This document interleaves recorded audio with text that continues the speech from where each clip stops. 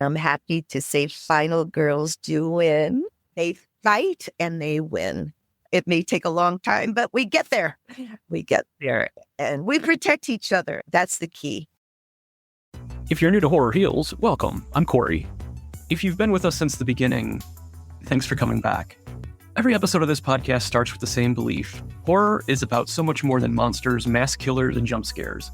Time and again, we found that the people who create horror and the people who love it have incredible stories of resilience, healing, and hope. That's why we do this. One of the questions we ask every guest is, who's your favorite final person? Kendall's answer has never changed. It's Alice Hardy, the character Adrienne King brought to life in the original Friday the 13th. Not because Alice is fearless, because she survives. She's frightened, she's overwhelmed, and somehow she finds the strength to keep going. Long before Kendall understood why that character meant so much to him, Alice had already been his favorite final person. There's another reason Friday the 13th will always have a special place in our hearts. Just weeks after Kendall found his biological family through DNA, we flew to New England to meet them for the very first time. That weekend happened to coincide with a horror convention. We discovered Kendall's newly found sister was a lifelong horror fan too, and before we knew it, the Friday the 13th family had become part of our own fun family. Those friendships have been with us ever since. Which brings us to Adrienne. On screen, she gave us one of horror's most iconic survivors. Off screen, she survived a terrifying ordeal of her own. After years of living with the trauma of being stalked, it was the horror community itself that helped bring her back. Today, she spends her time helping other people heal from their own trauma. If someone ever asks us what Horror Heals is all about, this is one of the first episodes we tell them to listen to. So whether you're discovering us for the first time or listening again, glad you're here. This is our conversation with Adrienne King. The Friday the 13th family is just amazing. I mean, truly the best people in the horror genre, because all of us, I think, relate to being underdogs or having gone through some kind of trauma in our life. And I think we bond on that with each other. So many of my fans have become very good friends because it's not, I'm on this side of the table, you're on that side of the table. To me, it's we listen and we share and we feel. And I always say, I give what I get. And it's always beautiful. I never meet anyone who comes up to the table with bad energy, you know? So it's about us healing each other. It was kismet meeting you for the first time because I was in some flashy blue. You were in some flashy blue. We totally matched. You made for a great photo.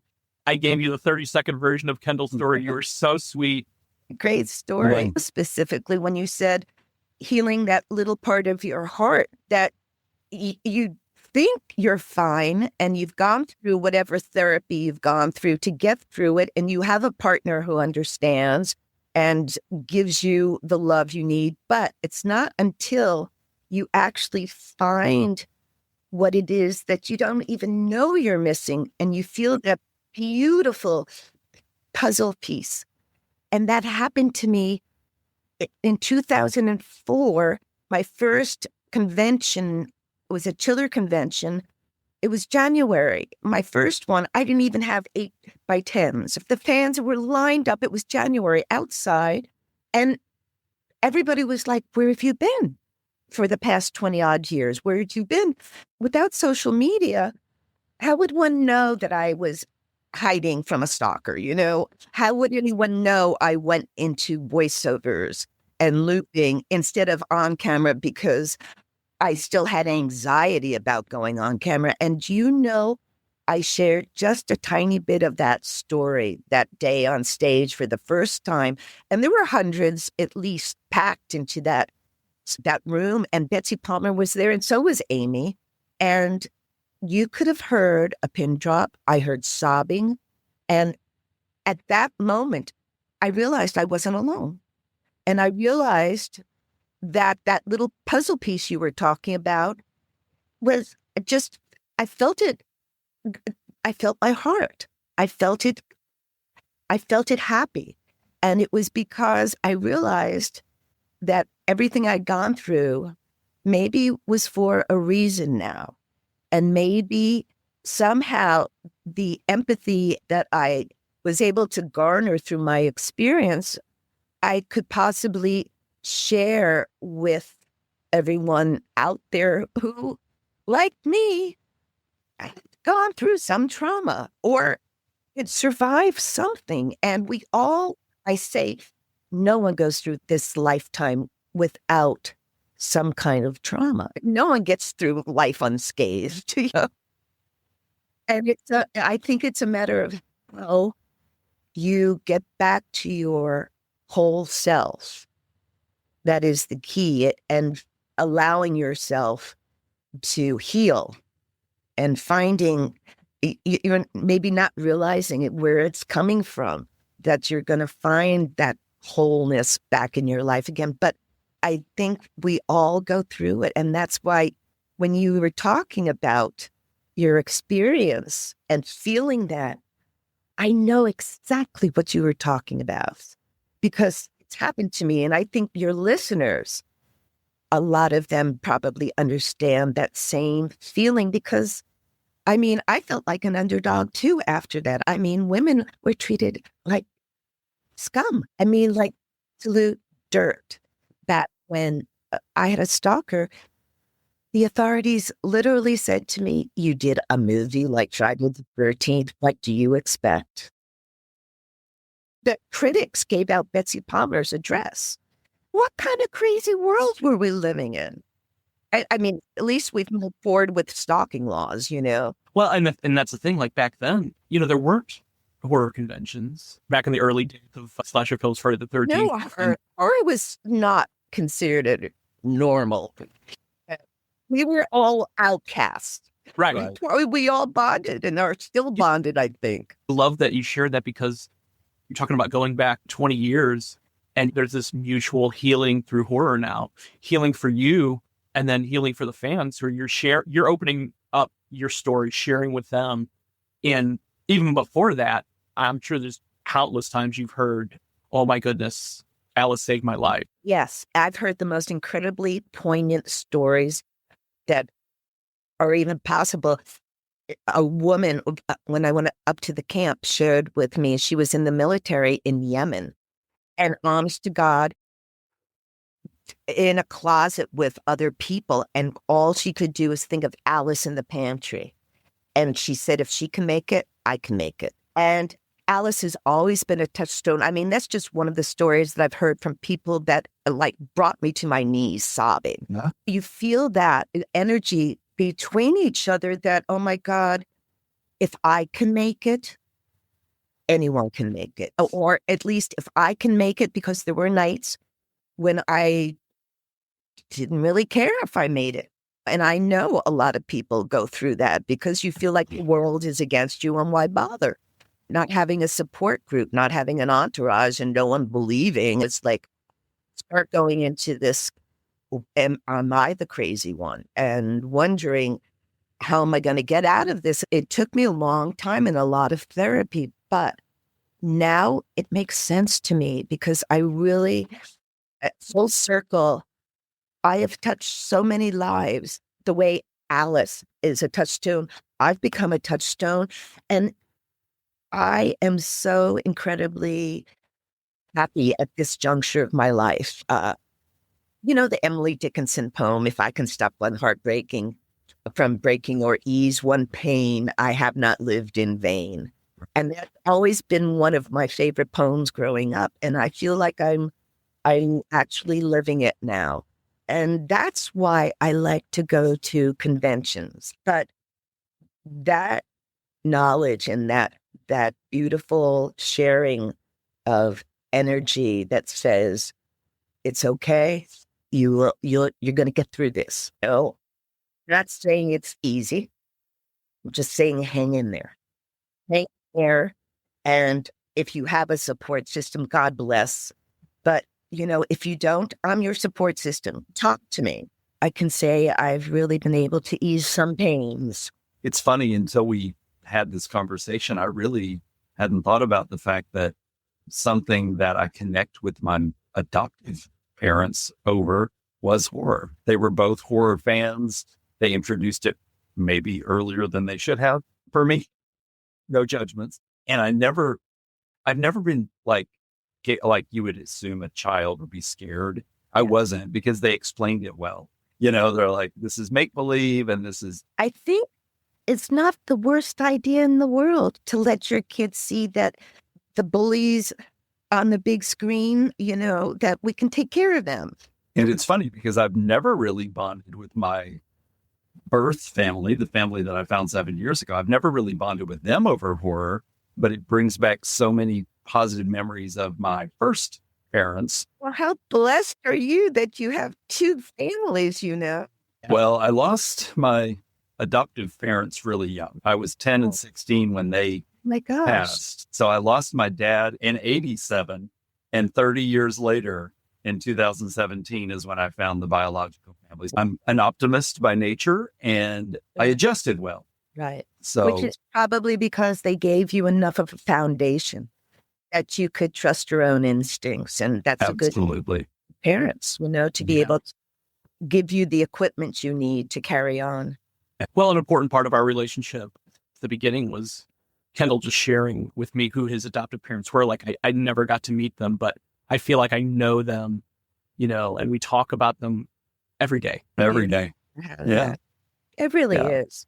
They really were just wonderful people. And with the other podcast, we talked to so many adoptees who did not have great experiences in their adoptive family. So I know how fortunate I was. And yes, I lost them young, but to your point, they built the foundation that I've always relied on.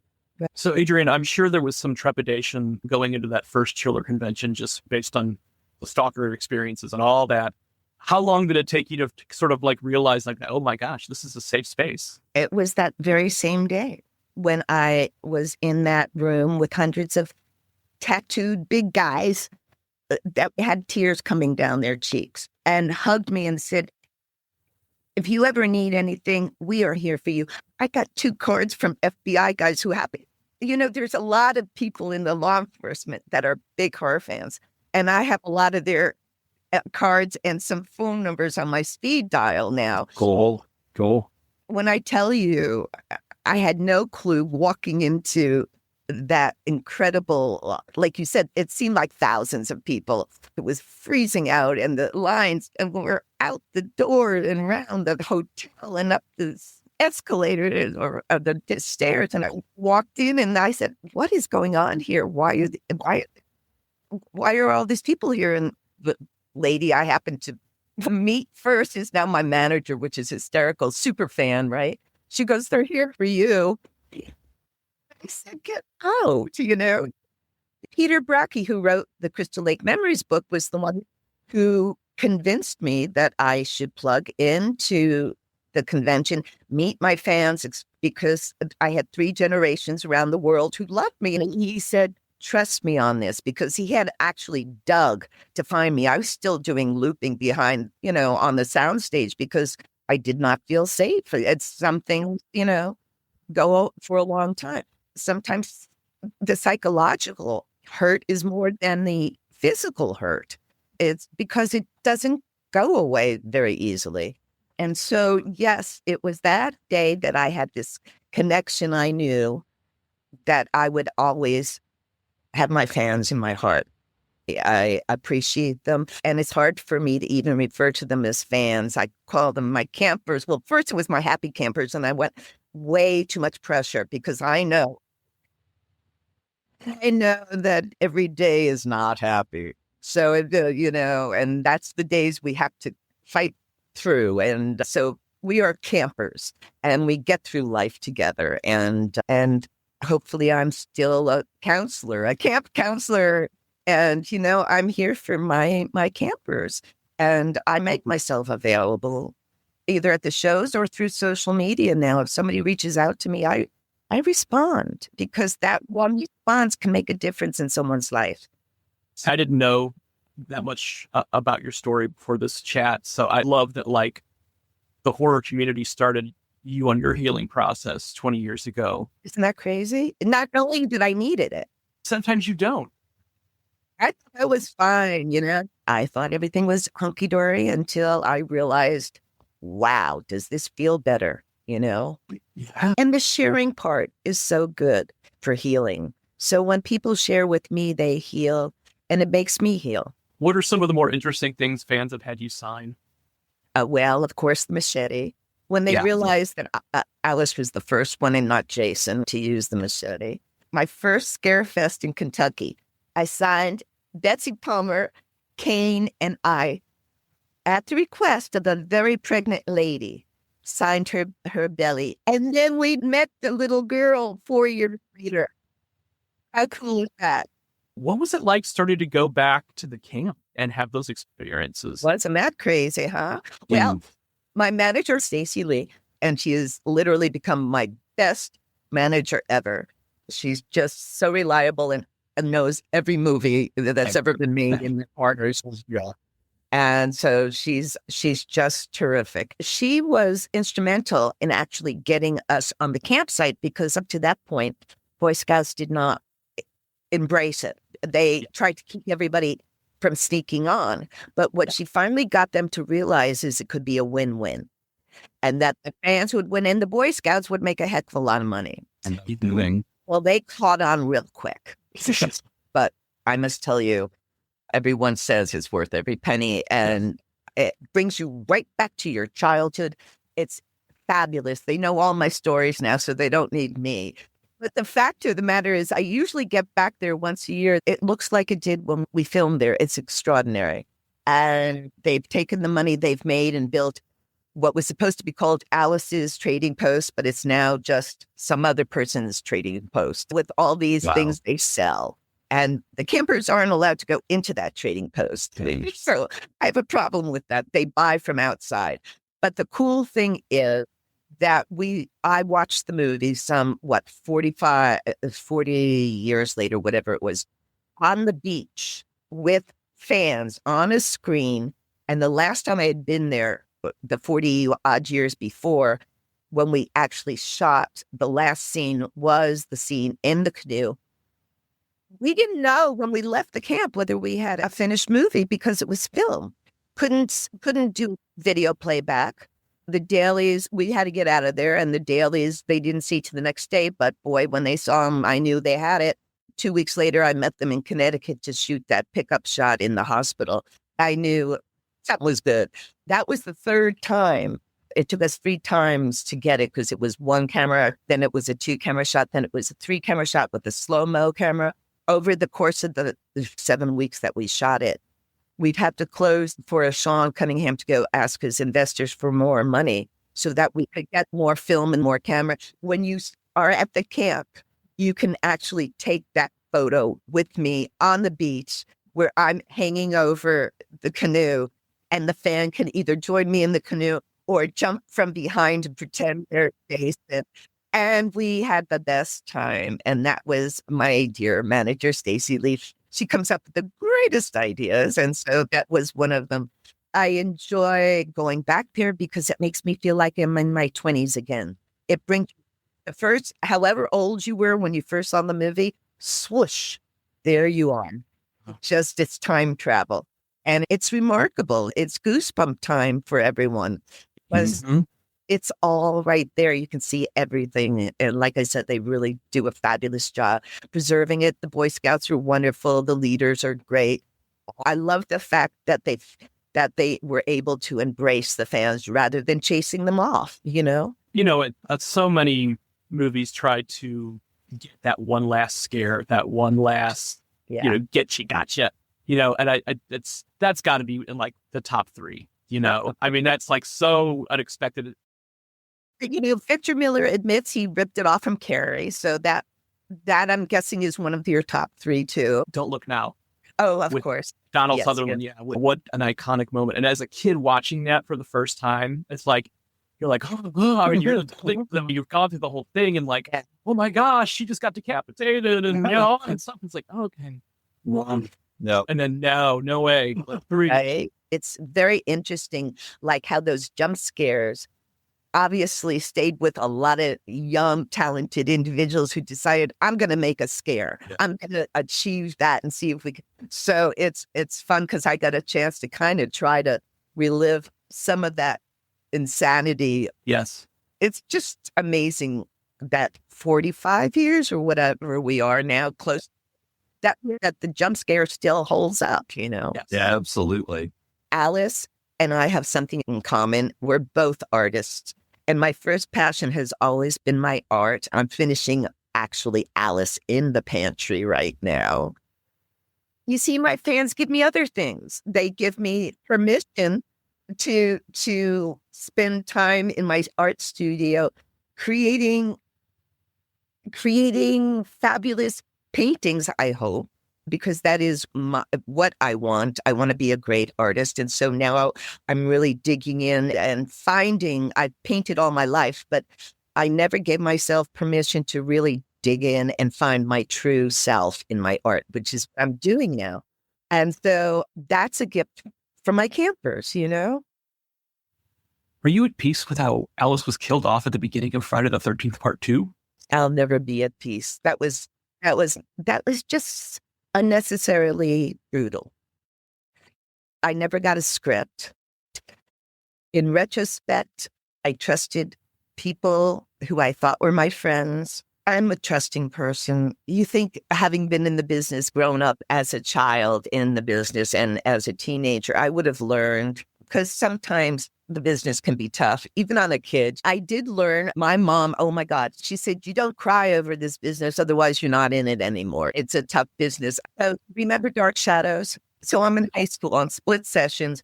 I finish school at noon. I take the Long Island Railroad into the city. 9th grade, 10th, 11th, and 12th.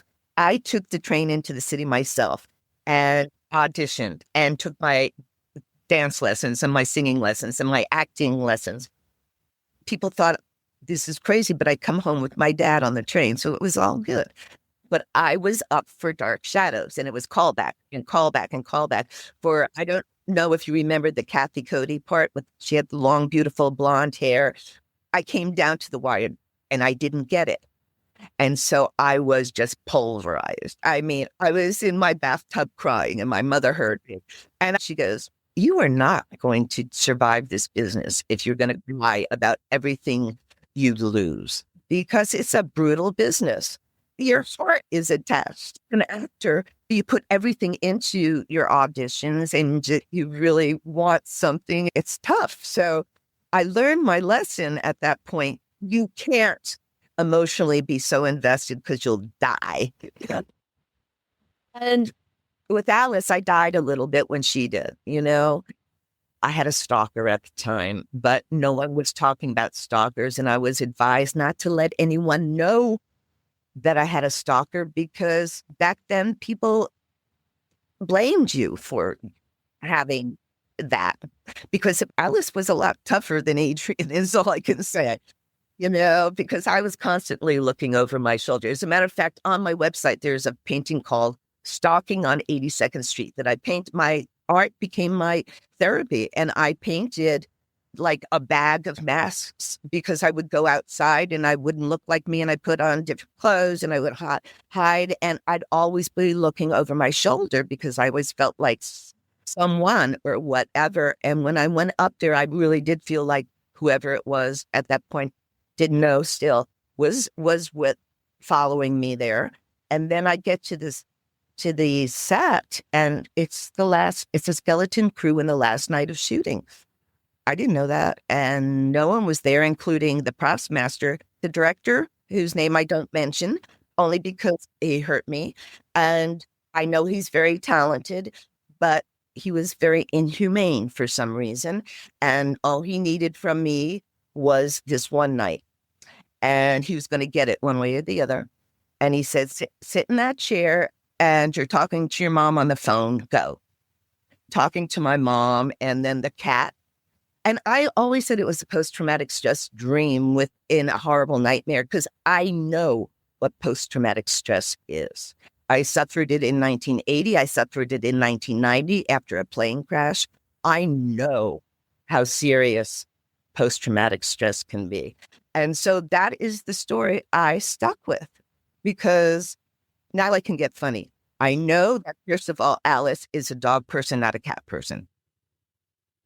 I also know that Alice would never have been caught dead in that Kelly Green outfit, that horrible thing. It's like, who thought that was a good idea? But to tell you the truth, I think what happened is when I told my mom or my reps, who were handling everything for me, obviously did not communicate that well, that I had some private issues going on. I think they thought I was pregnant. That's what I think. Because I never had a wardrobe of fitting, you know what I mean? And so it's like I had to figure this out over the past 40 years. What happened? And you go through it over and over in your mind. Like anybody who suffers a trauma, you go through everything like, what did I do wrong? What did I do to cause this horrible thing to happen to me? It's my fault. We're programmed that way. It takes us a long time to figure out it had nothing to do with me. And it was another situation I had to survive on top of my stalker. I didn't have an entourage. I didn't have the Friday the 13th people in my corner for some reason. I couldn't count on them for some reason. I chose the wrong people to trust, like I say, because when you're young, you just pray that the people you have in your life are going to protect you. Now I am surrounded by loving people and I feel very protected. And that's the message I want to give to your listeners is you're not alone. Maybe you're alone for a little while, but at some point you will find your family, you know, like you did. Absolutely. Right. Kendall, I mean, that is just such a heartwarming story. Thank you. It took that long to close that little piece of your heart. It's not all rainbows and unicorns in my story, but it's okay, you know. Exactly. Who gets through this life unscathed? That's my question. Right. I don't think anybody does. No.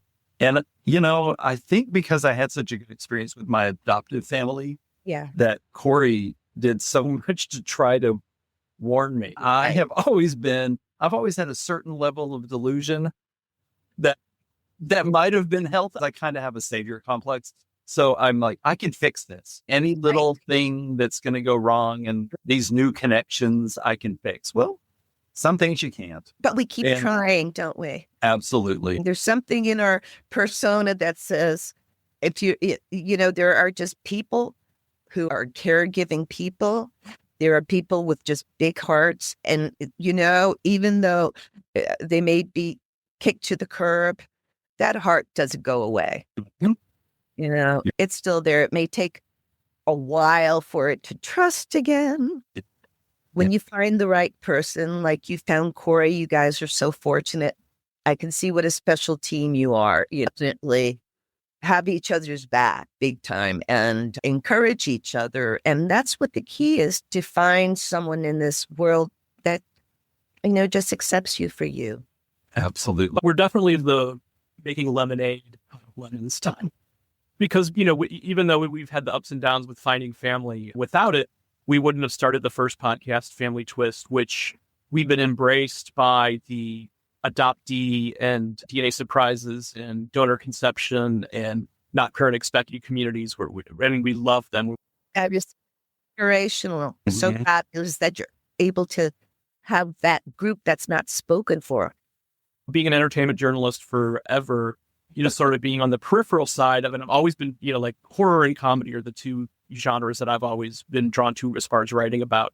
Right. But then, now creating this podcast and becoming part of the horror con community and like the greater horror communities, we're just so thrilled. I think that conversation needs to get bigger and bigger and bigger. And so thank you for coming on and being so open with your story. It's only going to inspire others to do the same. I think it's a common denominator for all of us. I just think that we have to be kinder to each other. And I'm happy to say Final Girls do win. They fight and they win.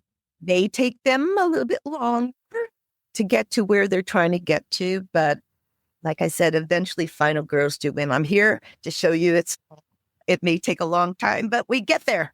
We get there and we protect each other. And that's the key. We have to be kind to each other. And I love that you are giving to a community that we all need healing. We all share that. Horror is an incredible genre. The people don't judge each other. Right. We don't tear each other down. And if there's someone there, then they're not one of us. They don't belong to the horror genre. Because we heal from horror. There's some aspect of it that heals us. And it's the underdog thing, I believe. It's that we all feel like we can relate to at least one of the characters. I love that you've been able to combine horror with the healing and reach an audience that really can benefit by your podcast. Thank you. When people ask us why we started Horror Heals, I think Adrienne's story answers that question better than we ever could. Here's someone who spent years carrying trauma by herself. She disappeared from the spotlight. She thought the chapter of her life was over. Then the horror community found her. Not because she was Alice Hardy, but because she was Adrienne. Fans listened, they believed her, they shared their own stories. And somewhere along the way, healing stopped being something she was searching for and became something she was able to give to other people. That is what makes this community so special. For Kendall and me, the Friday the 13th family has always been part of our own story. They were there during one of the biggest chapters of our lives when Kendall found his biological family, and we discovered a found family we never expected inside the horror community. That's why this conversation means so much to us. If you're new to Horror Heals, we hope this episode gives you a sense of what the show's all about. And if you've been listening since the beginning, thank you for being part of the community. Every story we tell, every conversation we have, and every guest we welcome comes back to the same idea. None of us gets through life without scars, but we don't have to heal alone. We'll see you next time on Horror Heals. And remember, when someone asks, is horror good for mental wellness? You tell them, of course it is. The Horror Heals podcast is produced and presented by Mosaic Multimedia, LLC.